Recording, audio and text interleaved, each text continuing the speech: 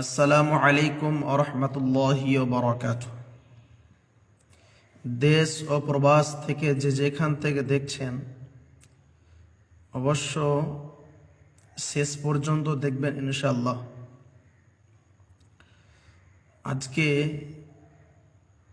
1 জানুয়ারি, অর্থাৎ জানুয়ারি মাসের আজকে প্রথম দিন। এখন বাজছে 6টা 45। এই সকাল সকাল ফজরে নামাজের পরে কেন লাইভে এলাম? 31 তারিখ অর্থাৎ ডিসেম্বরে কালকে লাইভে আসা দরকার ছিল, কিন্তু কালকে আসতে পারি নাই, তাই আজকে সকাল সকাল চলে এলাম। আজকে হচ্ছে 1 তারিখ জানুয়ারির 1 তারিখে আমরা অনেক রকমভাবে খারাপ কাজে আমরা লিপ্ত হব। যেরকম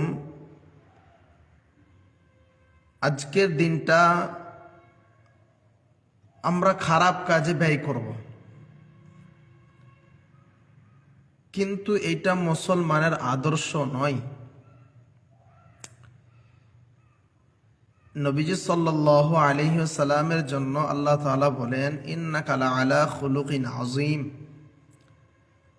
তোমাদের সামনে আমি একজনকে পাঠিয়েছি, যিনি হলেন মুহাম্মদ সাল্লাল্লাহু আলাইহি ওয়াসাল্লাম। তিনার আদর্শ হলো মহান আদর্শ। তিনার আদর্শতে কোনো ব্যক্তি যদি আঙ্গুল তুলে,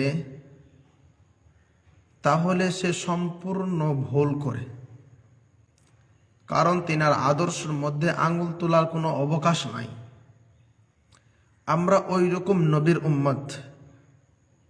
নবীজি সাল্লাল্লাহু আলাইহি ওয়াসাল্লামের জিন্দেগিতে কেউ দেখাতে পারবে না যে নবীজি সাল্লাল্লাহু আলাইহি ওয়াসাল্লাম